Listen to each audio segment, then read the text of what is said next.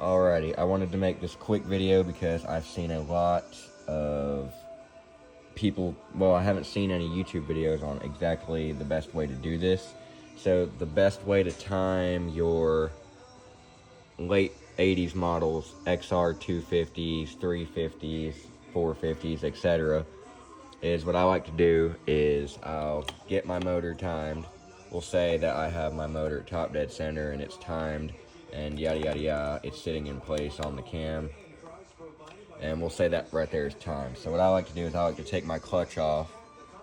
Pretty simple to do so. The best way for getting these off, this nut, I find, is to just take you a screwdriver and set it in this groove and hit it with a hammer, or I use the rubber mallet. A hammer would probably work better, but is to do that and be careful not to damage it too much. Mine's a little damaged, but it'll still work. But the best way is to take this tensioner out. All it is one bolt right there. Make sure to put that in there so you don't lose it. But if you notice how these tensioners work is, let's reset that. If you take and hold this button down, this will push up, and it's hard to do one-handed. If you push this tensioner button down and push, this will push in, and that will relieve your tension, and push it down all up and down it, and it should hold in place. They can be a little finicky sometimes. This one's being hard, there you go.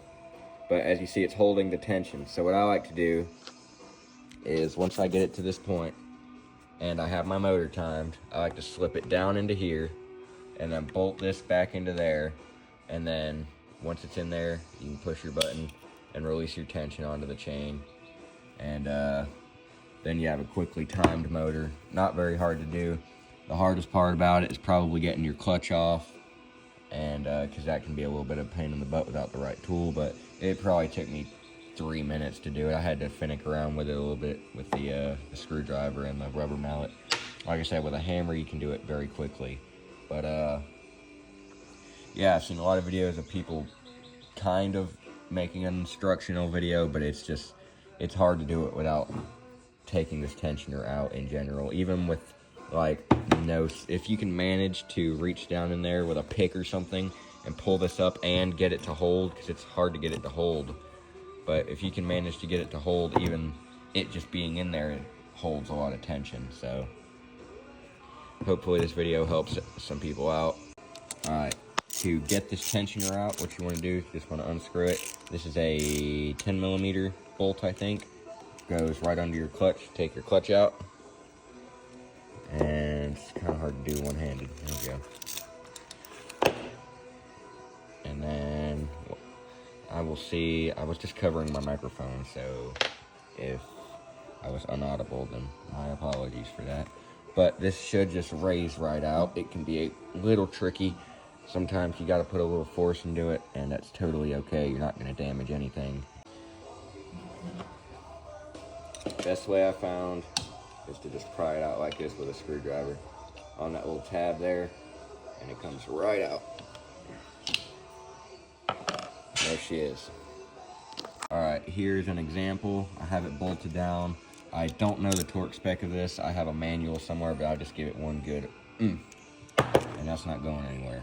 But here's what it would be like. I don't have this bolted in or anything. It's just kind of laying in there, and I can move the cam around. But this is about the tension that you'll have on it, which is great tension, I would say. That's about the right tension, and you can't move it around up here. And push that down, and that would release your tension, which it really doesn't release anything, because like I said, getting it in there, it just automatically makes it tight. So what I do is I just set it down in there, and I use this rubber mallet and just carefully I tap that part right there.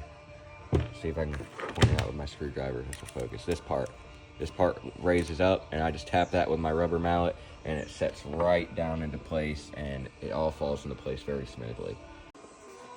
So now to install it, here's a better in-depth. I'll try and show you better here.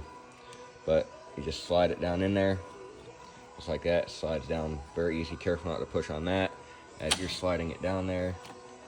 And I believe, oh, my gear popped out of place. Be careful doing that, because obviously you have your motor timed here, but this will just pop down into here, and it'll be a little harder for you because my gear just slipped out of place, but this will pop down into here, bolt that in there, and then you're done. That's all there is to it.